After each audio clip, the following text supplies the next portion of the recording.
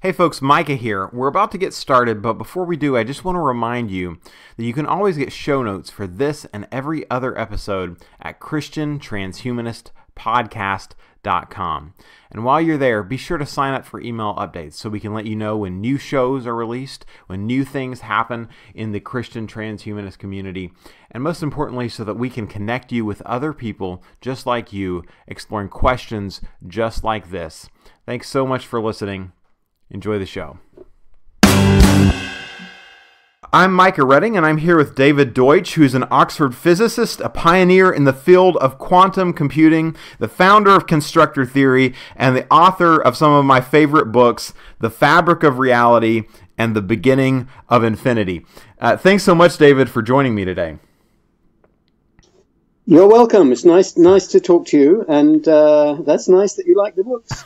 I love them, and I've recommended them to so many people over the years, and yeah. So I was listening to your interview with Sam Harris, and he started out with an apology, and so I think it would be appropriate for me to apologize as well, because some of the stuff you deal with is so deep and what I would say so profound that it's just going to be impossible to do it justice. And so I know some of my listeners will be people who are big fans of your work, and some will be new to it. So to both of those, we won't be able to really do all of your thought the justice it deserves. But I was thinking that maybe the place that would be best for us to start is the question of humanity's place in the cosmos.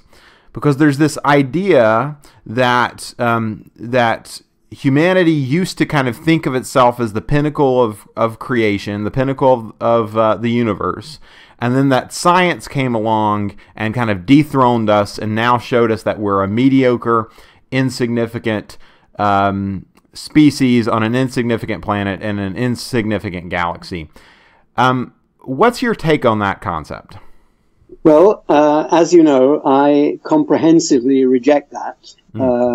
I should say I conclude comprehensively that it's false. I don't sort of take that as an axiomatic principle. Mm-hmm. It's just that it conflicts with what I think is our best knowledge today, both in the sense of physical effects and in the sense of theoretical significance. I suppose the physical effects aspect is the easier one to explain. Mm-hmm. It's just that as we learn more and more about physics and engineering and other sciences, we become more and more able to escape from the bounds that nature has imposed. We first escaped from the Great Rift Valley. And then we escaped from being able to from being obliged to stay on the ground, and then we escaped from our planet, and eventually we will escape from our solar system and from our galaxy and so on. And so, although in our parochial perspective we have only been able to affect a very tiny proportion of the physical universe, our potential effect extends over the whole physical universe and is very profound, because the kind of things that happen in the physical world, once we get at them, are radically different and have no parallel in any effects that any other kind of physical object can have. So that's the physical effect. Now, I think the theoretical effect, the philosophical significance of humans is even more profound.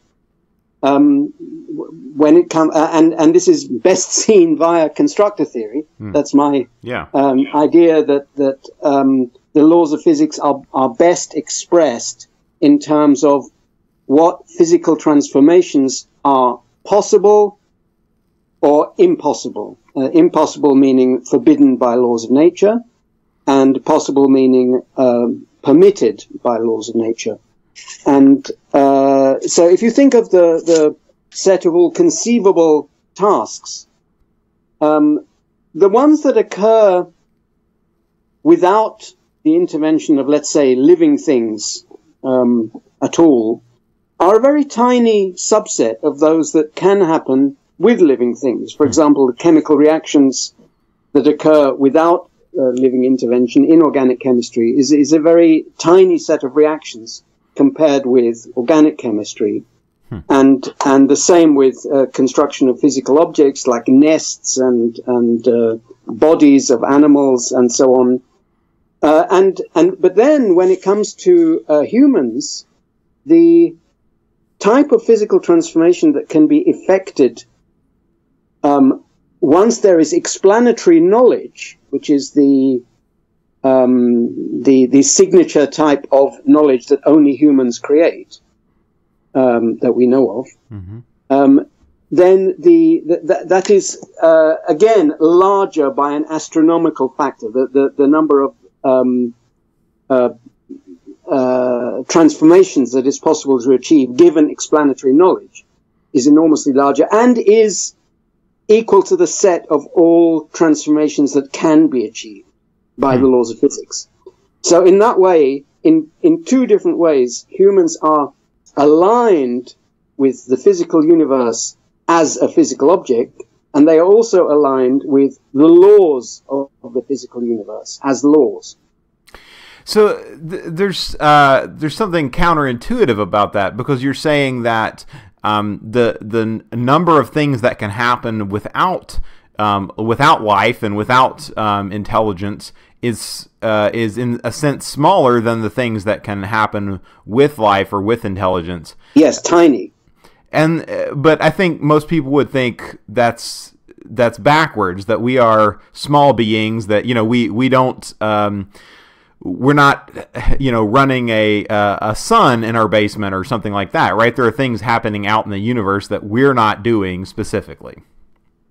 Yes. Well, as I said, this is largely a matter of perspective. It's because in our experience in the past, we haven't had that much effect. We have only explored a tiny proportion of our potential in this regard. But as regards, whether we have an artificial sun in our backyard, in a small way we soon will when we have controlled fusion. But the point is that there is a fundamental connection built into the laws of physics between understanding and affecting. So in principle, anything that we understand, we can affect to the largest extent that is permitted by the laws of physics. Because the laws of physics don't permit us to make literally a star in our backyard because it wouldn't fit. And that's because of various laws of nature. But to make a star out of interstellar hydrogen is a task that's possible in principle. And there's if someone wants to claim that that's not feasible to human beings, that transformation is not accessible to human intentions should we want to do it, then they'd have an uphill struggle, because ultimately there's no way that they can make that case without claiming that there's a law of physics preventing it. Yeah, so one way you've described this before, I think, is that our special relationship with the laws of physics. And yes. And that's a really interesting concept. I want to come back to that and kind of the concept of knowledge and so forth. But let's step back. One thing that you've talked about in several different contexts is the idea that that we actually don't live in kind of a normal spot in the universe. That our place in the universe is a little bit unusual, and that the usual places in the universe, or the average places, I suppose, are just completely dark and completely empty as we would normally perceive it. Is that an accurate statement? Yes, that's accurate. An accurate statement about intergalactic space and even interstellar space within the galaxy, while not quite as dark as that, is still a very cold and dark place compared with what we're used to. On the other hand, there is also the truth that even the best places on our planet for our evolution, which presumably the Great Rift Valley in Africa was one, is still extremely hostile to us. By human standards, by evolutionary standards, it's favorable to us in that it allowed us to evolve and it didn't make us extinct before we did evolve. But that's a very low hurdle to jump by human standards. By human standards, people talk about spaceship Earth when they try and make a metaphor for how well suited the world is to us. But spaceships would fail every possible safety check if they were as dangerous as the Great Rift Valley where we evolved. It had vermin, it had disease, it had extremes of various kinds of weather which would kill us, and indeed it did kill most of us before what we now regard as our natural lifespan. And so you're saying, okay, that there is no environment that is particularly suitable for us. Quite so. That's right. All the things that make it suitable for us, make it especially suitable for us, have been created by humans by way of first generating explanatory knowledge and then using that to affect the physical world and thereby change our environment to make it more suitable. And so the argument that you make is that, we've done this for ourselves in our history on this planet, and that there's nothing in principle that stops us from doing it in an environment even as extreme as intergalactic space. That's right. We take for granted the kind of changes that we've made on Earth that, for example, make it possible for me to be warm and have a pleasant conversation here in Oxford, England, on an early spring day when the temperature outside would definitely kill me in a matter of hours if I didn't have technology to protect me. So we take that for granted.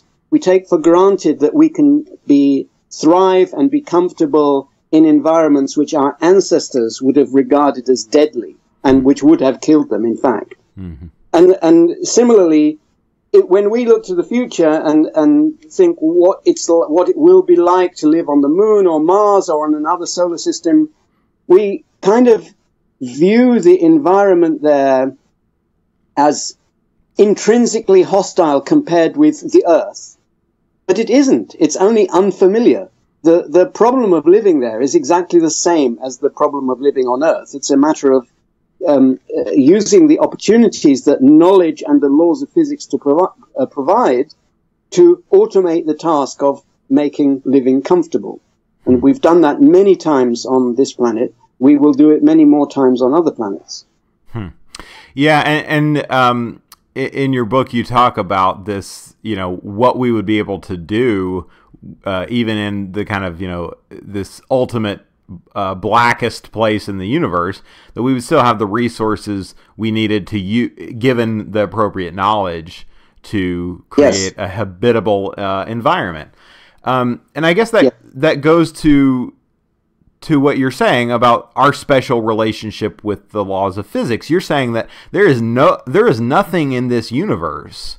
There's no place in this universe that is in a sense beyond our reach because of that relationship. Yes, almost nothing. I did say it. I'm not sure about the interiors of quasars. Whether we could live there. But yes, there's almost nothing beyond our reach. And what's more, looking at the other way around, there is no other animal and no other physical object in the universe of which that is true. And okay, so that comes down to a lot of what you talk about. What is it that gives us that unique relationship? What is special about that relationship? How is it that human beings are special in this way, when I think so many people in the scientific world would say that itself is just a kind of a biased anthropocentric viewpoint. Yes, well, one has to look at the facts, and what gives us this ability is all these different possibilities we've been discussing come through a single ability, which is the ability to generate explanatory knowledge. That's kind of analogous, if you want to think of an analogy, to the fact that all the abilities of organisms, of living things on the earth, including us in our capacity as just animals, come through a single capacity, namely the capacity to evolve knowledge in genes, in DNA, via a variation and selection. So all the different abilities of living things, of flying and of generating chemicals inside their cells and harnessing nature in the way that living things do, all those come through that one ability to generate dumb knowledge, if you like, and the kind of knowledge that is embodied in genes. Well, and everything that is distinctively human, we have that as well. Our species has that as well, but it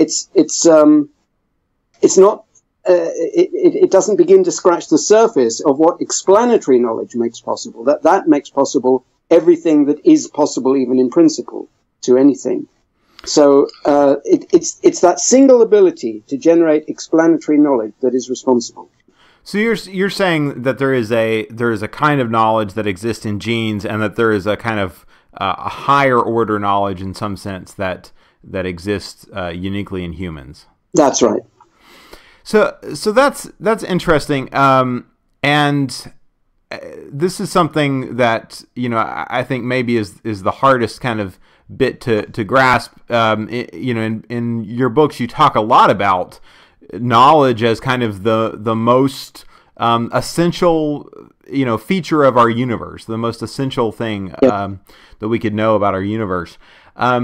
So how do you explain what knowledge is? Because you've talked about it as kind of a physical thing.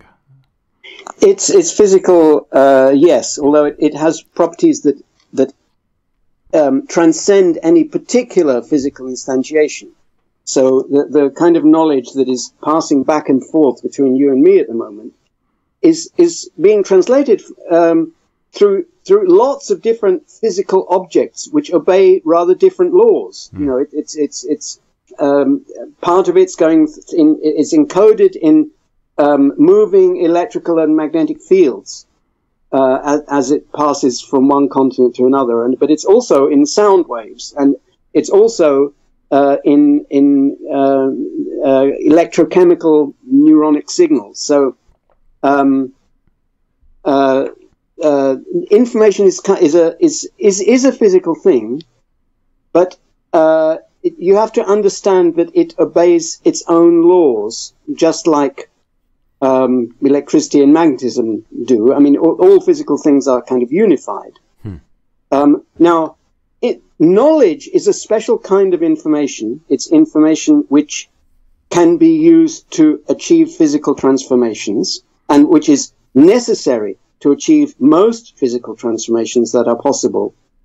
And it is, in a sense, the most important of physical phenomena, because to understand how stars work, you need to understand nuclear physics and gravity and hydrodynamics and so on. And to understand how fish work, you need to understand biochemistry and so on.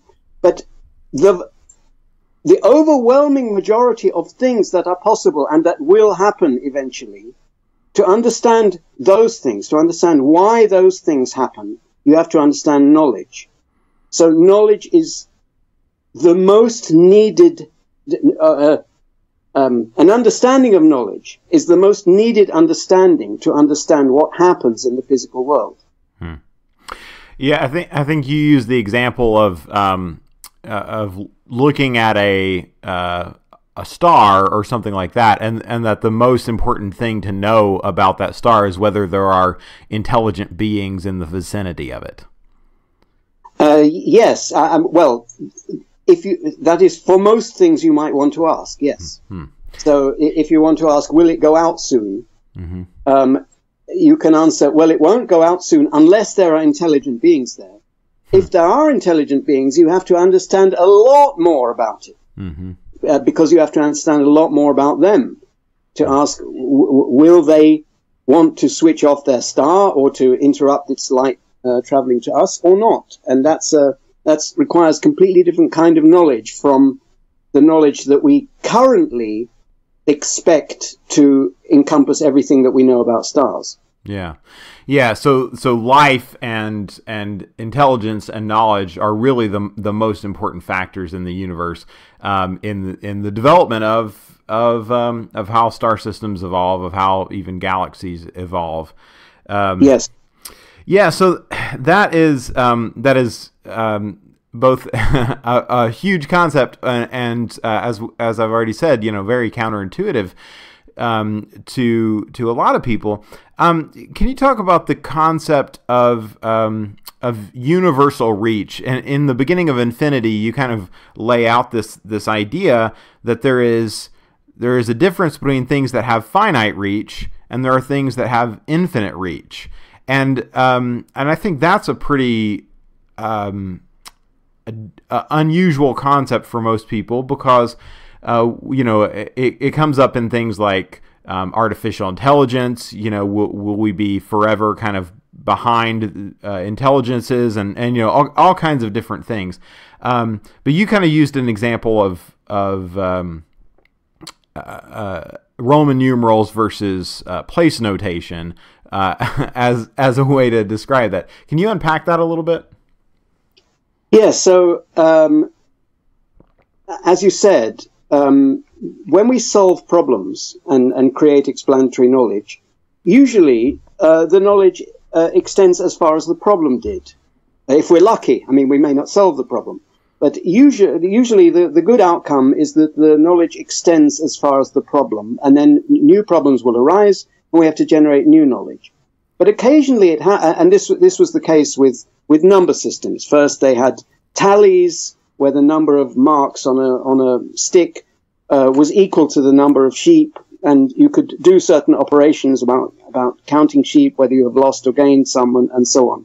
And then better systems were invented, like Roman numerals, where you didn't have to mark the rod 100 times to indicate 100 sheep.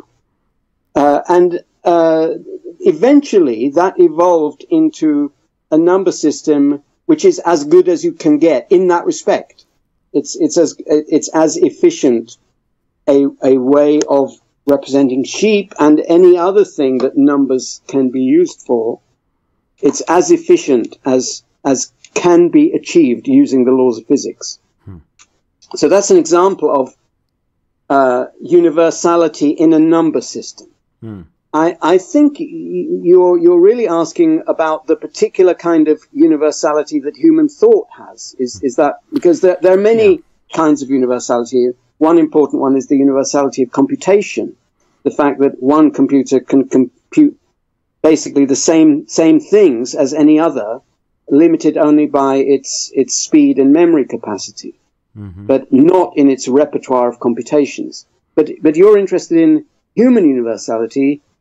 Is that right? Yeah. Let's talk about that, because that's something you've described in several different contexts. This idea of human universality, and applied it to all kinds of different questions. And I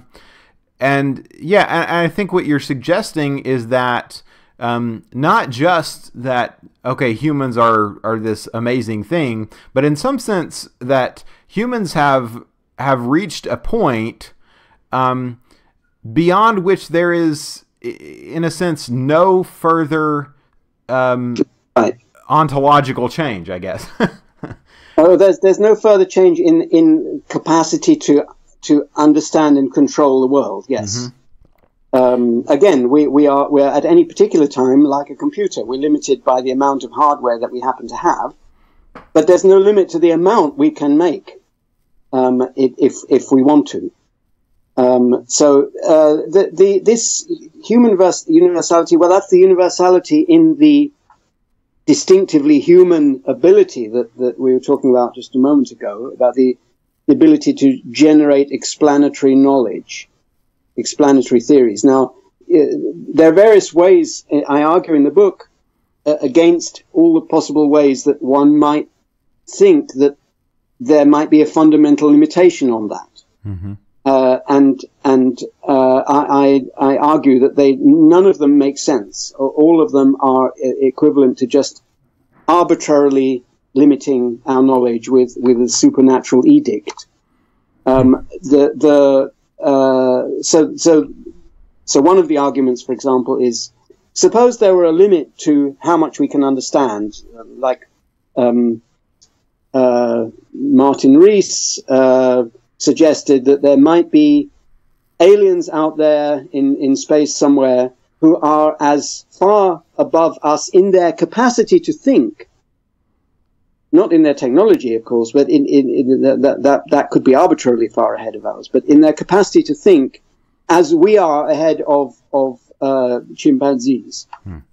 And he seems to think that there's no reason to think there aren't such beings. Whereas I think that the point is, because of the universality of computation, which is a lesser thing, but which our brains are certainly have that because they are computers and can perform ordinary computations as well. Because of that, and because computation is itself universal in that everything physical can be described by computations. We know that from the laws of physics. So all these things come together. Mm-hmm. Because of those two forms of universality, anything that the aliens can think, can understand, we could be represented as a computer program. And if it can be represented as a computer program, then it can be represented as a thought as well, a human thought, if necessary, by augmenting human brains with additional memory, which will no doubt be done for many other reasons very soon. And in fact, to all intents and purposes, it has already been done and has been done for millennia already, because when the first person invented writing, they were already augmenting the hardware of the human brain, its memory capacity and also its computational capacity. And so when people throw up their hands at the idea of augmenting human brain with computers, they are simply and saying that such a thing wouldn't be human anymore. They are simply making the same mistake as thinking that you're not really human if you use a pencil and paper to do your calculations. Yeah. So you're saying that the fundamental limits that we might face, which are kind of memory and computational capacity, are already things that we have worked to overcome, and that that's ultimately that's what technology, or at least information technology, does for us. It extends our brains in that way, or the ability of our brains. And you're saying that because we know that our brains are at least what a computer is, that we then know that everything that's possible in the universe, every concept that's possible in the universe, can be modeled in our own brains. That is correct. So that is, that I think is a lot to swallow for a lot of people. But how do we know something like this? How do we know that our brains are computers, or that they have those kinds of functionality? So as I said, that is a conclusion, not an axiom, not a premise, and it's a conclusion from our best knowledge. So in that particular case, it's because of the universality of computation, in the sense that we know that any physical process can be modeled with arbitrary accuracy by a computer. The reason we know that is because we know what the fundamental language in which the laws of physics are expressed is, namely the laws of quantum mechanics and relativity. They underlie all the other laws of nature that we know. Now, relativity doesn't really enter into it, but quantum mechanics imposes constraints on what can be computed, and they are really responsible for the laws of computation. And I proved back in the 1980s that a universal quantum computer would be able to compute anything that any other physical object can compute. And that includes aliens. Yeah. So, of course, we don't... no one can prove that the laws of physics are quantum mechanical. It's just our best theory, as unrivaled at present. There's no rival theory. But then we're not in the business of proving things. Science proceeds by trying to explain things. Yeah. And that is the best explanation that we have. Yeah, so I think maybe this is... I want to jump into your kind of analysis of history a little bit, because, like you've already said, you think that we emerged in a environment that was essentially hostile to us. Yes. That we were able to kind of leave that environment due to gaining knowledge. First to improve it, and then to leave it, and then to improve the environments we found, and so on. But you, at the same time, you would say that for the vast majority of human history, we were making almost no progress until something changed. Yes, well, we were making... almost no progress in two senses. One is that it was sporadic and it was sort of 2 steps forward, 2 steps back quite a lot of the time. And the other way is that it was extremely slow. The rate at which knowledge was being generated was very slow compared with a human lifetime. And therefore, a typical human would never see any increase in knowledge in their lifetime. For most of human history. And that only stopped being true a few hundred years ago. It's somewhat with the scientific revolution, but I think the real key change was a bigger thing, namely the Enlightenment. So, so what is it about the Enlightenment or the scientific revolution? Like, what changed then that allowed all this stuff to start happening? Well, there are a number of different ways of expressing what changed. Karl Popper says that what is needed for the progress is a tradition of criticism, which is kind of sounds like a contradiction at first, because a tradition means a way of keeping things the same, and criticism means a way of changing things.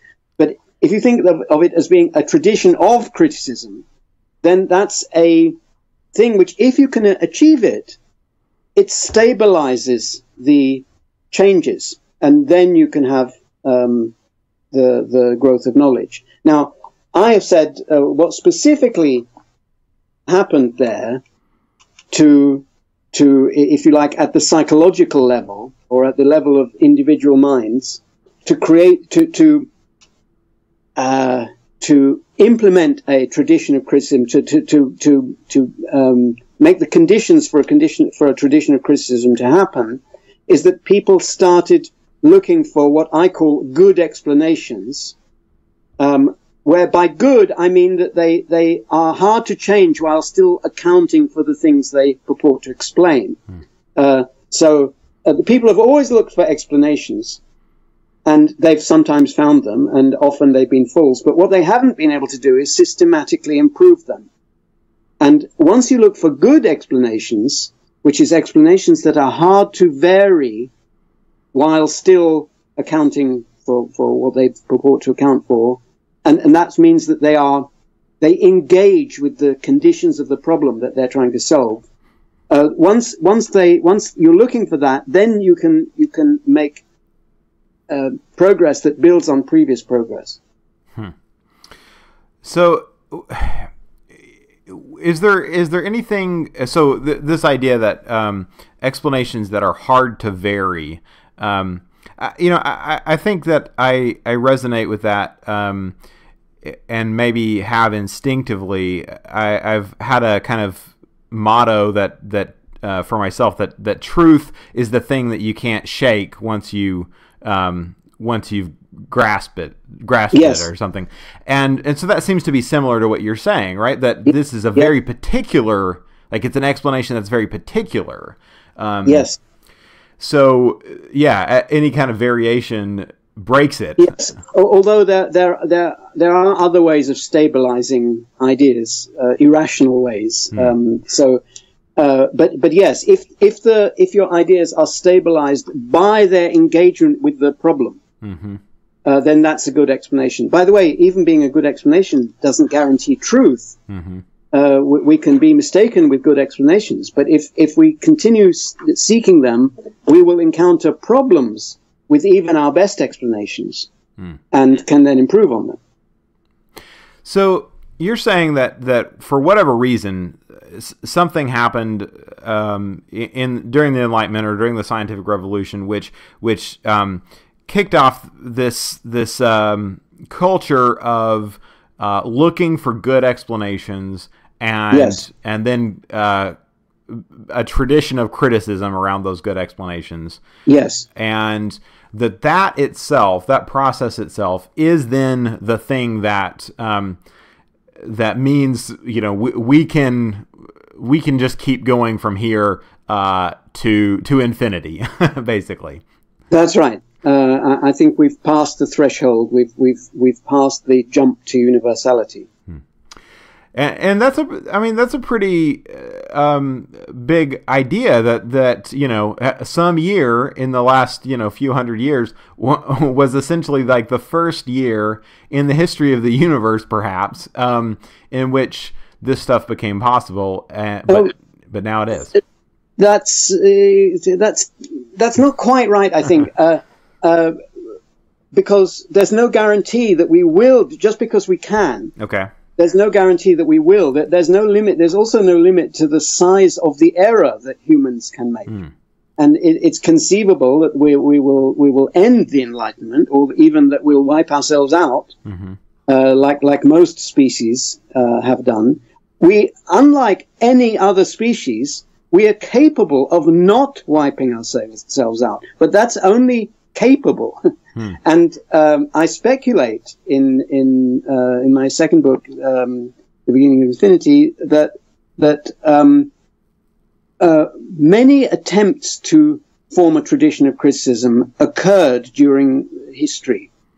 I suggest ancient Athens and Renaissance Florence as two examples.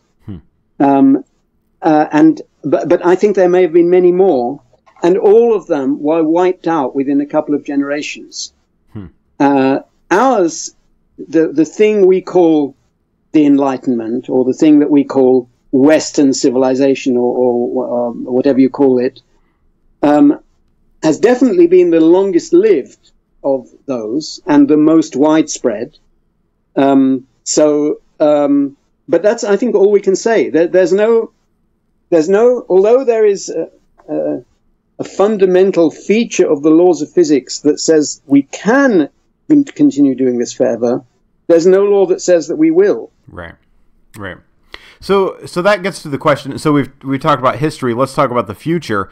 What is the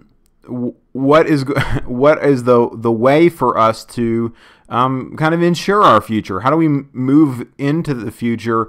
Deal with some of the big things that we're dealing with, from climate change to artificial intelligence to whatever might come up. How do we kind of best guarantee? I know there's no guarantees, but how do we best kind of ensure that we keep moving, that we keep progressing? Yes. So I think that the key thing is to carry on generating knowledge as fast as possible. The Winston Churchill said, if you're going through hell, keep going. we are bound to encounter problems. We are bound to encounter large problems, and we are bound to encounter unforeseeable problems. So that's all going to happen for sure. Mm-hmm. The temptation for some people is to rein in research, progress of all kinds, technological, scientific, even moral knowledge, to rein it in for fear of the unintended consequences of making mistakes. But this is a terrible idea, because there is no way of avoiding mistakes. The universe doesn't provide that. The universe only provides a means of solving problems, not preventing them from happening, and especially unforeseen problems. And in the case of the problems that are caused by mistakes in general, human mistakes, I mean, some will be caused by nature, some will be caused by human mistakes, and especially those that are caused by human moral mistakes, i.e. malevolence. We have to take into account the fact that malevolent humans have creativity at their disposal as well. They too can generate explanatory knowledge. And so how do we make sure that the good guys continue to defeat the bad guys forever? Well, I think that the good guys, although we are the same, the good guys are the same as the bad guys in regard to capacity, inherent capacity, there is one advantage that good has over evil, which is that, as I said at a debate recently, the bad guys are wrong, and the enemies of civilization are wrong, and therefore they, unlike the good guys, have an inherent interest in preventing their ideas from changing. And that's why they are always worse at generating knowledge than the good guys. If we try to rein in our knowledge creation because of fear of the effects of technology or whatever, then we are destroying our only advantage. Quite apart from it being useless anyway, because problems are inevitable. But for those specific kind of problems, it's exceptionally perverse to try to limit the growth of knowledge. So this is and therefore also we must get used to jarring changes. They will happen faster and faster. So long as we keep the tradition of criticism alive, we don't know what even that will look like in the distant future. At the moment we have various traditions of criticism, like liberal democracy in politics and capitalism in economics and peer review in science, and that we have those institutions. The particular institutions are not going to survive forever, but the property of being a tradition of criticism has to survive, or we're doomed. Yeah, so you apply the same thinking to the democratic process, which is interesting. So explain that a little bit. How does that make sense? How is democracy like this process of knowledge generation that occurs in science or rationality? Yes, so this idea I more or less repeated directly from Karl Popper. his theory of politics is essentially the same as his theory of the growth of knowledge in science. That the idea is that political policies are theories; they are ideas, which there is no guarantee that they'll be right or that they'll be true, and we must assume that they are not true and will cause problems which, unless they are solved, will end the political culture in question. So we, in politics, just like in science, we need a tradition of criticism, and it has the same paradoxical and yet possible feature that it does in science. For most of human history, those two things never went together. Tradition and criticism never went together. But after the Enlightenment, they did. We have traditions which stabilize change. Again, seems like a contradiction in terms. Yeah. But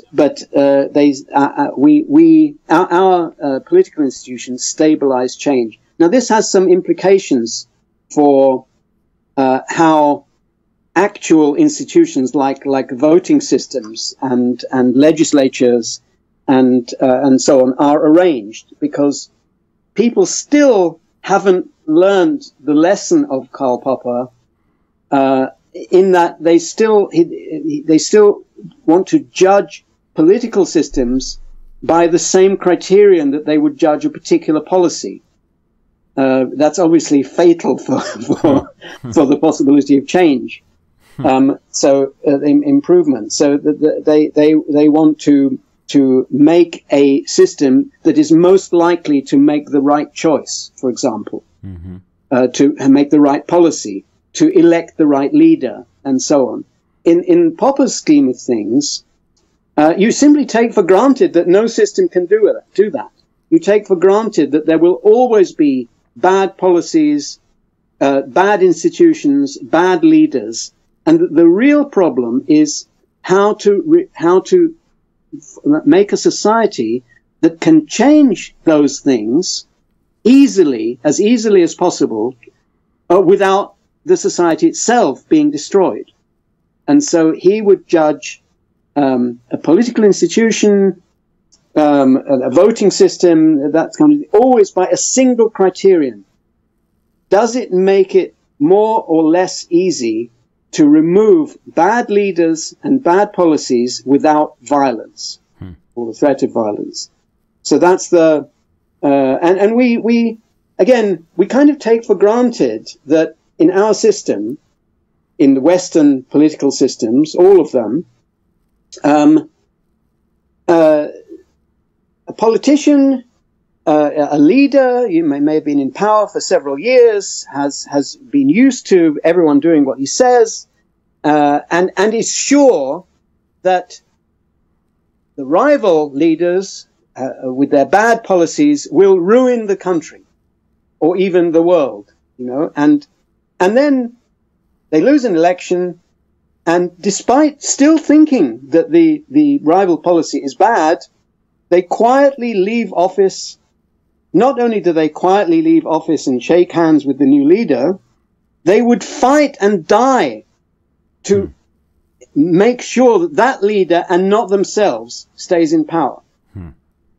That's an amazing thing that we have achieved. It's been achieved very, very rarely in history, and when it has been achieved, it's been soon destroyed. Wow! But it's very precious. Huh? Yeah, that's really interesting. Yeah, that is true. Where the handoff of power is in a sense more important than the power itself. Yes, much more. Let's talk about one thing that kind of connects to our earlier discussions. You wrote an article a while back in which you argued that AI is a philosophical problem. I don't know if I'm characterizing that correctly, yes. But we're talking about, of course, the world is full of artificial intelligence of various kinds, but you're talking about artificial general intelligence, an intelligence like our own. Yes. And you're suggesting that, contrary to what some people might think, we're not going to get there just by kind of cranking up the clock speed over time. That's right, or even by making better algorithms of the kind that search engines have and game playing programs have. The thing is that intelligence that's, as I think you said, like ours, intelligence that's like ours, according to me, that means that it has the property of being able to create new explanations. That's our distinctive feature. I think I called it the distinctively human feature, but that's not general enough, because it might exist in aliens as well, and eventually it will exist in artificial intelligences as well. And my general term for the things that have this ability is people. So the only people we know of at the moment are humans. But one day we will make artificial people who will have this ability as well, and they will be fully human in every sense automatically as well, just by having that ability, because it's universal. And the same with aliens. If they have that, you either do or don't have that ability, more or less. We can talk about the dividing line if you like. All the existing programs that are called AI are not capable of generating any new explanations. And the easiest way to see that is by seeing that you can write a program to determine whether a particular other program has the ability in question. For example, if somebody purports to have a program that plays good chess, then you can have a criterion in another computer program for whether it plays good chess. But you can't have it's intrinsically impossible to have a criterion, to implement in a computer program a criterion for whether somebody has generated a new scientific explanation. Because to have that criterion, you'd first have to have the explanation, and therefore it wouldn't be new. So why is it, what's the difficulty in, I mean, just to put this kind of simplistically, what's the difficulty in just sitting down and writing the algorithm that's going to create that new knowledge or whatever? For this same reason, every other computer program that we write, before we write the algorithm, we know what property the algorithm is going to have, like what the desired output is for a given input. For a explanation generator, we precisely can't do that because we don't know what the new explanation is before we have it. So the task is different. What is needed to achieve that, I don't know. We only know from the very nature of universality that there exists such a computer program, but we don't know how to write it. And unfortunately, because of the prevalence of wrong theories of the mind and of humans and of explanation and of theory of knowledge and so on, all existing programs all existing projects to try to solve this problem are, in my view, doomed, because they're using, it's not because they're not using the right philosophy, it's because they're using the wrong philosophy. We have to stop using the wrong philosophy and then use the right philosophy, which I don't know what it is. That's the difficulty.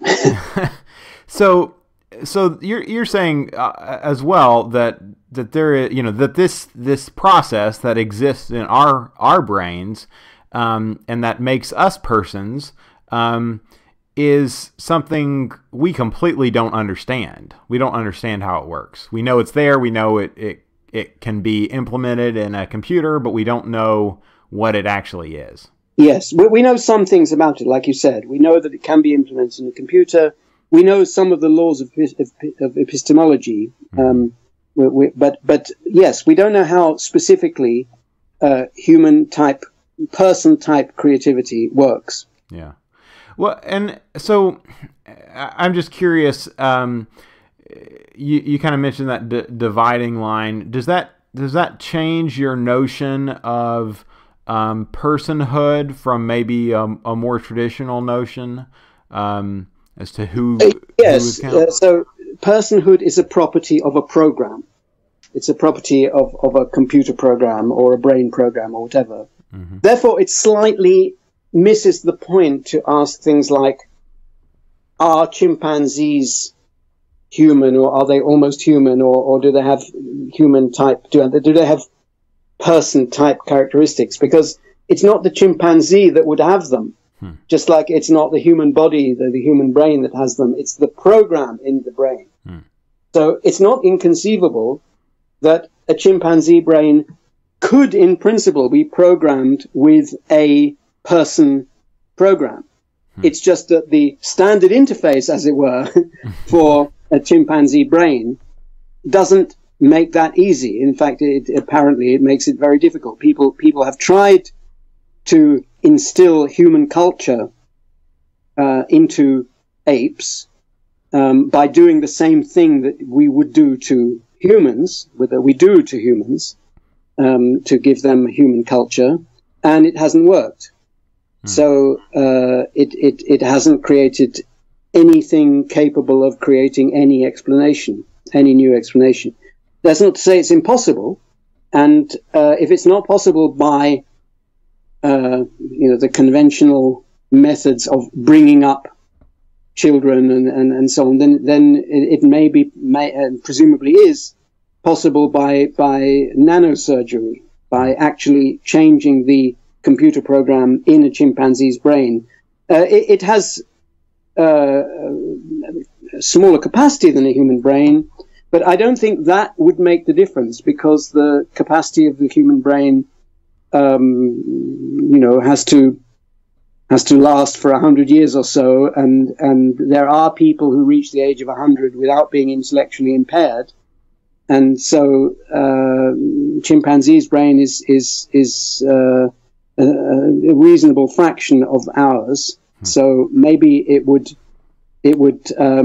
reach its physical limits sooner than ours. Maybe it would reach them in 10 years or in 5 years, in which case it would probably be immoral to insert this program into a chimpanzee's brain. But so these speculations, though, don't really matter from the point of view of the question that people want to ask, namely, is it really true that chimpanzees and other animals, all other animals, are qualitatively different from us? They are, in that the program that they currently have, or that it's currently feasible to put in them by reasonable means, definitely has no such ability. And if I'm not extrapolating too far, some people, at different kind of points in history, try to make claims about qualitative differences between the brains of people of different races.